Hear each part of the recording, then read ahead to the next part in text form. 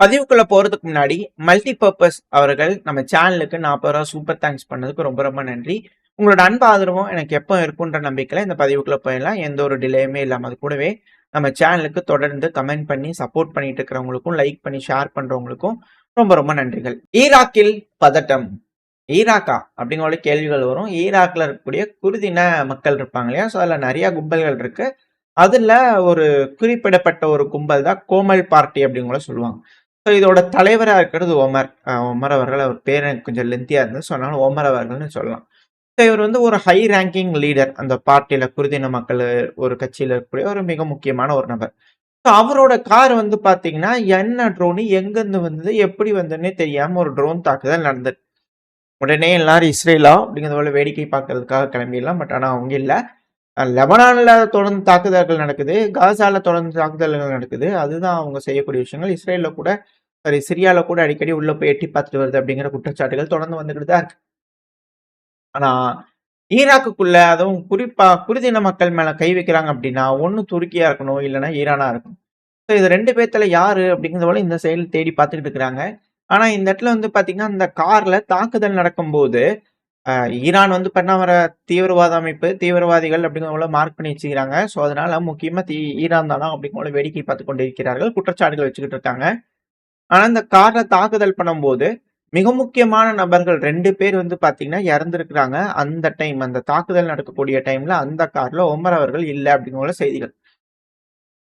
So இது maybe ஈரானா இருக்குமா அப்படின்ற கேள்விகள். ஏன்னா ஈராக் வழியா வந்து பாத்தீங்கன்னா ஈரானோட மேற்கு பகுதிகளில் ஒரு த்ரெட் இருக்கு. மிக அதிகமான பிரச்சனைகள் ஏற்பட வாய்ப்புகள் இருக்கு. ஸோ வேரோட புடுங்கிறதுக்காக சில பகுதிகளில் ஈரான் வந்து அட்டாக் பண்ணிக்கிட்டு தான் இருக்கிறாங்க. இது இப்ப இல்ல, கொஞ்ச நாளாவே வந்து பாத்தீங்கன்னா ஈராக்குள்ள அங்கேயும் இங்கேயும் குண்டுகள் விழுந்துகிட்டு தான் இருக்கு. ட்ரோன் தாக்குதல்கள் நடந்துகிட்டு தான் இருக்கு.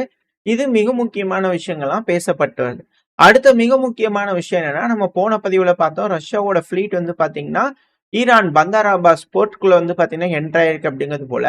ஸோ அந்த டைம்ல வந்து பாத்தீங்கன்னா ரஷ்யாவோட ஃபிளீட் இருக்கு இல்லையா, அதோட ஸ்போக் பர்சன் வந்து பாத்தீங்கன்னா பேசும்போது மக்கள் முன்னாடி வீர தீரமா வந்து பேசிட்டு இருப்பாங்க இல்லையா. ஸோ அதுல அவர் பேசக்கூடிய மிக முக்கியமான ஒரு ஸ்லோகன் என்ன அப்படின்னா, நம்மளோட பாதை இமாம் ஹுசைன் அவர்கள் பின்பற்றிய பாதை அப்படிங்கிறதோட வந்து பாத்தீங்கன்னா ரஷ்யா தரப்புன்னு சொல்லிடுறாங்க. ரஷ்யா தரப்புல இருந்து ஏன் அதை சொன்னாங்க அப்படிங்கிறது போல விஷயங்கள். எனக்கு இதுல அந்த அளவுக்கு வரலாறு பெருசா தெரியாது. பட் இருந்தாலும் தேடுறதுக்காக யார் இவரு அப்படிங்கிற தேடக்காக போகும்போது வந்து பாத்தீங்கன்னா இருக்கக்கூடிய விஷயங்கள். இன்கேஸ் தவறா இருந்ததுன்னா கமெண்ட் செக்ஷன்ல சொல்லுங்க. ப்ராஃபெட் முகமது இருக்கிறார் இல்லையா, ஸோ அவரோட பேரன் இமாம் ஹுசைன் அவர்கள். ஸோ மேபி அவரை மென்ஷன் பண்ணியிருக்கலாம். ஏன்னா அவர் வந்து பாத்தீங்கன்னா இஸ்லாமிய கல்ச்சர்ல வந்து பாத்தீங்கன்னா ட்ரெடிஷ்னல் கல்ச்சரை பின்பற்றக்கூடிய ஒரு நபர். அது மட்டும் இல்லாம அடக்குமுறைக்கு வந்து பாத்தீங்கன்னா சண்டை பிடிக்கக்கூடிய ஒரு நபர் அப்படிங்கிறதோட செய்திகள். ஸோ அடக்குமுறை அப்படிங்கும்போது வந்து பாத்தீங்கன்னா என்ன நடக்குதுங்க, போர்க்கப்பல்கள் வருது, எல்லாம் நடக்குது. ஈரான் சொல் பேச்சு கேள் அப்படிங்கிறவங்கள சொல்லும்போது, முடியாது போடா அப்படிங்கிறவங்கள சொல்றாங்க இல்லையா? ஸோ ஒருவேளை இதை அங்க லிங்க் பண்ணி ரஷ்ய தரப்புன்னு சொல்றாங்களா அப்படின்ற கேள்விகள் வருது. சும்மா வந்தோம், ட்ரில் பண்ணோம், பார்த்தோம், போனோம் அப்படிங்கிறது போல இல்லாம, ரஷ்யா வந்து பாத்தீங்கன்னா இது போல ஒரு ஸ்லோகன் சொல்றது வியப்புக்கு வியப்பளிக்கக்கூடிய ஒரு விஷயமா இருக்கு அப்படிங்கிறது போல செய்திகள் வந்துகிட்டு இருக்கு. ஸோ பார்ப்போம். கண்டிப்பா ரஷ்யா உதவுவாங்க அப்படிங்கிற மாற்றுக்கிறதுல. ஏன்னா ரஷ்யாவுக்கு அந்த அளவுக்கான இழப்புகள் நடந்துகிட்டு இருக்கு. அமெரிக்கா அவங்க ஸ்டார்லிங் கனெக்ஷனா இருக்கட்டும், ட்ரோன்களா சிபேபி ட்ரோன்களா இருக்கட்டும், இது போல விஷயங்கள்லாம் வந்து பாத்தீங்கன்னா யூஸ் பண்ணி ரஷ்யாவுக்கு பேரழிவுகளை ஏற்படுத்திட்டு இருந்தாங்க.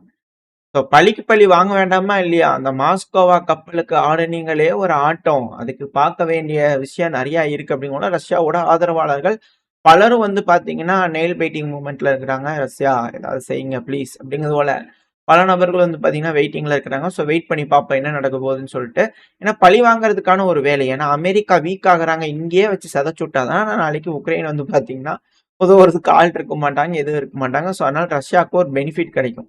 இங்கே வைக்க எதையா விட்டுட்டாங்க அப்படின்னா அப்புறம் இங்க ஈரான் புடுங்கிருச்சு அப்படின்னா அப்புறம் ரஷ்யாவுக்கு தான் திருப்பி அது மிக பெரும் சிக்கலா வரும். ஸோ வெயிட் பண்ணி பார்ப்போம் இந்த பகுதிகளில் என்ன நடக்க போகுதுன்னு சொல்லிட்டு. ஏன்னா மிக முக்கியமான நாள் ரம்ஜானோட தினம் ஆரம்பிச்சிருச்சு. அந்த சர்சன்ட் 3 இருக்கு இல்லையா, ஸோ அது தென்பட்டுருச்சு அப்படிங்கிறது போல தெற்கு ஈரான்ல எல்லாம் வந்துருச்சு அப்படிங்கிறது போல சொல்ல ஆரம்பிச்சிட்டாங்க. ஸோ பிப்ரவரி 19 ரம்ஜானோட முதல் நாளா இருக்கும். சில நாடுகள் பிப்ரவரி 18 ரம்ஜானோட முதல் நாளா வந்து பாத்தீங்கன்னா செலிப்ரேட் பண்ண ஆரம்பிச்சிருக்கிறாங்க. ஸோ இப்படி இருக்கக்கூடிய இந்த சமயத்துல ஈரான் வந்து பாத்தீங்கன்னா கல்ஃப் ஆஃப் ஓமன் இந்த பகுதிகளில், அதாவது குறிப்பா லிங்க் அண்ட் கேரியர் நின்றுட்டு இருக்கு இல்லையா, ஸோ அந்த ஏரியாக்கள்ல வந்து பாத்தீங்கன்னா நாங்க பெலிஸ்டிக் மிசைல் டெஸ்ட் பண்றோம்னு சொல்லி நோட்டாம் வந்து பாத்தீங்கன்னா அறிவிச்சுக்கிறாங்க. பிப்ரவரி 18 இது போல சொல்லிக்கிறாங்க. ஸோ ஈரான் எல்லா விஷயங்களுக்கும் ரெடியா இருக்காங்க. ஏன்னா நம்ம எப்பவுமே சொல்லக்கூடிய ஒரு விஷயம் தான், ரம்ஜான் வந்துருச்சு, 2வது வெள்ளிக்கிழமை நெருங்கிக்கிட்டு இருக்கு. ஒரு வேளை அட்டாக் பண்றாங்க அப்படின்னா மேபி அமெரிக்க தரப்புல இஸ்ரேல் தரப்புல வெள்ளிக்கிழமைகள் பண்றதுக்கு வாய்ப்புகள் அதிகம். இதுல என்னைக்கு பண்றாங்க ஏது பண்றாங்க அப்படிங்கறத கேள்வி. ஃபர்ஸ்ட் ஆப்ஷன் வெள்ளிக்கிழமை அப்படிங்கறத பல நபர்கள் வந்து சொல்லிட்டு இருக்கிறாங்க. பட் இதுல நிறைய விஷயங்கள் இருக்கு. ஏன் அப்படின்னா யுஎஸ்எஸ் ஜெரால்ட் ஆர்ஃபோர்ட் இருக்கு இல்லையா, அடுத்த விமானம் தாங்கிய போர்க்கப்பல் இன்னும் அடுத்தடுத்து வந்து கொண்டு வந்து நிப்பாட்டலாம் அப்படிங்கிற அமெரிக்க தரப்புன்னு சொல்லியிருந்தாங்க இல்லையா. ஸோ 2வது விமானம் தாங்கிய போர்க்கப்பல்கள் வந்து பாத்தீங்கன்னா எல்லா பக்கம் ரீரூட் பண்ணிட்டு இருக்காங்க. இப்போ மிடில் ஈஸ்ட்குள்ள வந்துகிட்டு இருக்கு, அதாவது இந்த மெடிட்டரேனியன் ஷிப்ல என்டர் ஆயிடும். இப்போ வரக்கூடிய வேகத்திலேயே தொடர்ந்து வந்துகிட்டு இருந்ததுன்னா ஞாயிற்றுக்கிழமை காலையிலக்குள்ள இந்த வண்டி வந்து வந்து சேர்ந்துரும் அப்படிங்கிற சொல்றாங்க. அதாவது இஸ்ரேலோட கடலோர பகுதிகளில் வந்து சேர்ந்துரும் அப்படிங்கிறாங்க. மீன்ஸ் 21ஆம் தேதி வந்து பார்த்தீங்கன்னா வந்துடலாம் அப்படிங்கிறது போல. ஸோ அப்படி வந்துருச்சு அப்படின்னா ஒருவேளை ஈரான் தரப்புல இருந்து தாக்குதல் பண்ண ட்ரை பண்றாங்க அப்படின்னா இஸ்ரேல் அதை இன்டர்செப்ட் பண்றதுக்கு அமெரிக்க தரப்பு வந்து உதவியா இருக்கலாம். ஏன்னா அதிகப்படியான ட்ரோன்கள் மிசைல்கள் ஈரான் தரப்பு வந்து ஏவும் போது அதை தற்காத்துக்கிறதுக்காகவும் அதை தடுக்கிறதுக்காகவும் இங்க இருக்கக்கூடிய ஜெரார்ட் ஃபோர்டு வந்து பாத்தீங்கன்னா உதவியா இருக்கும் அப்படிங்கிறதோட செய்திகள். இதெல்லாம் பொசிஷன் பண்ணி வச்சுட்டு மேபி அமெரிக்கா ஆரம்பிக்கலாம் அப்படிங்கிறது போல விஷயங்கள். அப்படியே ஆல்டர்னேட்டா வந்து பாத்தீங்கன்னா இல்ல இந்த கப்பல் இங்க வருது அப்படின்னா இஸ்ரேலை ப்ரொடெக்ட் பண்றதுக்காக மட்டும் இல்லாம அஃபென்சிவ் ஆபரேஷனுக்கும் கூட வந்து பாத்தீங்கன்னா இந்த விமானம் யூஸ் பண்ணப்படலாம் அப்படிங்கிறது போல விஷயங்கள். ஸோ இது எல்லாமே இங்க ப்ரிப்பேர் ஆயிட்டு இருக்கக்கூடிய இந்த சமயத்தை தான் ஃபாக்ஸ் நியூஸ் தரப்புல இருந்து ஒரு போஸ்ட் வந்து பார்த்தா வந்திருக்கு. ஃபாக்ஸ் நியூஸ் தரப்புல வந்துகிட்டு இருக்கு. அமெரிக்கா அல்டிமம் கொடுத்துட்டாங்க, அதாவது ஃபுல்லா டிஸ்மேண்டில் பண்ணுங்க, உங்களோட நியூக்ளியர் ப்ரோக்ராமே வந்து பாத்தீங்கன்னா இருக்கக்கூடாது, இல்லைன்னா இன்னொரு ஆப்ஷன் என்னவோ ஃபேஸ் பண்ணிருங்க அப்படிங்கிறது போல வந்து பாத்தீங்கன்னா மிரட்டல்கள் மீடியாக்கள் தரப்பு வந்து பாத்தீங்கன்னா வந்துகிட்டு இருக்கு. ஸோ ஜெனிவால வந்து பாத்தீங்கன்னா பேச்சுவார்த்தைகள் தோல்வியில் அடைஞ்சிருச்சு அப்படிங்கிற புரிஞ்சுக்கலாம். இது போல விஷயங்கள் வருது அப்படின்னா, ஏன்னா அதிகப்படியான விமான குவியல்கள், விமானம் தாங்கிய போர்க்கப்பல்களோட குவியல்கள், விமானங்கள், அதிகமான கடல் படை வந்து பாத்தீங்கன்னா இங்க குமிக்கிறாங்க. கண்டிப்பா இங்க ஒரு போர் இருக்குமா அப்படின்ற கேள்விகள். ஆனா என்னைக்கு அப்படிங்கிறது மிக பெரும் கேள்வியா இருக்கு. பல அனலிஸ்டுகளோட கருத்துக்கள் என்ன அப்படின்னா, இதில் என்னைக்கு நடக்கலாம் ஏது நடக்கலாம் அப்படிங்கிற ஒரு விஷயங்கள் இருக்கு இல்லையா. குறைஞ்சது ரம்ஜானோட முடிவெளியாவது இந்த தாக்குதல்கள் நடக்க வாய்ப்பு இருக்கு. ஏன்னா மார்ச் 20 இந்த டைம்ல நடக்கிறதுக்கு வாய்ப்பு இருக்கு. கரெக்டான டைமும் அவங்க எக்ஸாக்டா அதுக்கான விஷயங்கள் பலதும் சொல்றாங்க. அதுக்கான காரணம் என்னன்னா, ரம்ஜான் டைம்ல ஒரு வேளை ஈரான் மேல கைய வச்சாங்கன்னா இஸ்லாமிய மக்கள் இந்த ரீஜன்ல இருக்கக்கூடிய பல மக்களுக்கும் ஈரான் மேல வந்து பாத்தீங்கன்னா ஒரு ஆதரவலைகள் வரும், சிம்பத்தி வரும். ஒரு நல்ல நாள் இது போல டைம்ல வந்து பாத்தீங்கன்னா விழா இருக்கக்கூடிய இந்த டைம்ல இப்படி அமெரிக்கா சித்திரவதை செய்யறாங்களே, அப்படி செய்யறாங்களே அப்படிங்கிறத முஸ்லீம் வேர்ல்டு வந்து பண்ண இனி அதுக்கு ஒரு வாய்ப்பு இருக்கு அப்படிங்கிற சொன்னாங்க. அதுக்கு வாய்ப்பு இருக்கா அப்படிங்கிறது பெருந்தந்தேயம் தான். பட் இருந்தாலும் மக்கள் மனசுல வந்து பாத்தீங்கன்னா ஆதரவலைகள் பெருகிரும். இதை வந்து பாத்தீங்கன்னா அமெரிக்க தரப்பு வந்து விரும்ப மாட்டாங்க. ஈரானோட மக்களே வந்து பண்ண ஆளுகின்ற அரசாங்கத்துக்கு விருப்பம் தெரிவிச்சுட்டாங்கன்னா ஓவரா ரொம்ப க்ளோஸா போயிட்டாங்கன்னா என்ன. ஸோ அதனால இந்த ரம்ஜான் முடிகிற வரைக்கும் வந்து பாத்தீங்கன்னா மேபி ஸ்டாப் பண்ணலாம். அது மட்டும் இல்லாம 20ஆம் தேதி ஆயிருதுன்னு வச்சுக்கோங்க, ஜெரார்ட் ஃபோர்டு வர்றதுக்குன்னு சொல்லிட்டு 1 நாள் 2 நாள் டிலே கூட ஆகுதுன்னு வச்சுக்கோங்க. வந்தாங்க அப்படின்னா எல்லாம் ரெடி பண்ணி எல்லாம் பொசிஷன் ஆகி அசம்பிள் ஆகி எல்லாம் ட்ரில் பண்ணி எல்லாம் ஜெட் ஆகுறதுக்கு அவங்களுக்குன்னு டைம் வேணுமா இல்லையா. அதனால அவங்களுக்கும் ஒரு டைம் கிடைச்ச மாதிரி இருக்கும் மார்ச் 20க்கு மேல அப்படிங்கும்போது.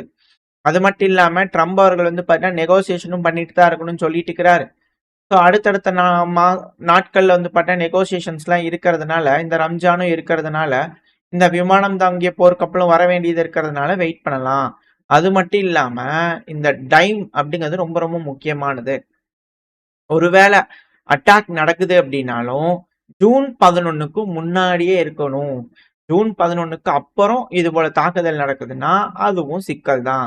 இந்த மார்ச் 20ல இருந்து ஜூன் 11க்குள்ள கரெக்டான டைம். இந்த டைமுக்குள்ள அமெரிக்கா எல்லா பிரச்சனையும் ஆரம்பிச்சு முடிச்சிடணும் அப்படிங்கிறது உள்ள ஒரு டைம் ஃப்ரேமுக்குள்ள யோசிக்கலாம் அப்படிங்கிற பல அனலிஸ்டுகளோட கருத்துக்கள். அதுக்கான காரணம் என்னன்னா வேர்ல்டு கப் ஃபிஃபா இருக்கு இல்லையா ஃபுட்பால், ஸோ அது ஆரம்பிக்கிறதுக்கான வாய்ப்புகள். ஏன்னா இதை நம்ம இமேஜ் எதுவும் வச்சிட முடியாது. அப்படி வச்சோம் அப்படின்னா அப்புறம் கிளைம் வந்துடும், ஏகப்பட்ட விஷயங்கள் வந்துருது அப்படிங்கிற சொன்னாங்க. ஸோ அதனால வந்து பாத்தீங்கன்னா ஃபிஃபா வேர்ல்டு கப் இருக்குது இல்லையா 2026, அதுவும் அமெரிக்கால தான் நடக்க போகுது. ஒரு மாபெரும் ஒரு விழா மாரி வந்து பார்த்தீங்கன்னா, அது நடக்க இருக்கு அமெரிக்கால. ஸோ அப்படி இருக்கும்போது, இங்க ஒரு போர் ஆரம்பிச்சுட்டு, அது ஒரு பெரும் பிரச்சனை நடக்குது. அந்த டைம்ல ஆரம்பிக்கிறதுங்கிறது சரிப்பட்டு வராது. ஸோ, அதுக்கு முன்னாடியே முடிச்சாங்கன்னா தான், அதுவும் குறிப்பா அமெரிக்காலயே நடக்கக்கூடிய அந்த டைம்ல, மிக முக்கியமான விளையாட்டு சம்மந்தப்பட்ட ஒரு விஷயம். உலகமே வந்து பார்த்தீங்கன்னா, ஆவலா அதற்காக எதிர்பார்த்துக்கிட்டு இருக்காங்க. பல ஃபேன்ஸ் இருக்காங்க. ஸோ அந்த டைம்ல போய் போர் அப்படிங்கும்போது, அது எப்படி அந்த மட்டுப்படுத்துற மாரி ஆயிரும் இல்லையா? அதுவும் பதட்டங்கள் வர ஆரம்பிச்சுரும். என்ன மாரியான விளைவுகள் ஈரான தொடுறதுனால நடக்கும் அப்படிங்கிறது தெரியல. அமெரிக்கால கூட தாக்குதல்கள் நடந்தாலும் ஆச்சரியப்படுறதுக்கு இல்ல. என்ன நடக்க போகுது அப்படிங்கிறத வெயிட் பண்ணி தான் பார்க்கணும். ஸோ இதுபோல பல சூழல்கள் இருக்கிறதுனால, இதுக்கு கரெக்ட்டான டைம் பீரியட் அப்படிங்கிறது வந்து பார்த்தீங்கன்னா, மார்ச் 30லிருந்து மார்ச் 20 அதுக்கு மேல இருந்து ஜூன் 11க்குள்ள இது போல தாக்குதல்கள் இருக்கலாம் அப்படிங்கிற பலரோட கருத்துக்கள். ஸோ வெயிட் பண்ணி பார்ப்போம். என்ன நடக்க போகுதுன்னு. அது மட்டும் இல்லாம இஸ்ரேல்லயும் வந்து பார்த்தீங்கன்னா, சில பல பண்டிகைலாம் வர இருக்கு. ஸோ வெயிட் பண்ணி பார்ப்போம். அந்த டைம்ல நார்மலா அட்டாக் பண்றதுக்கான விஷயங்கள்லாம் இருக்கு. இது போல டைம்ல அட்டாக் நடக்குதா?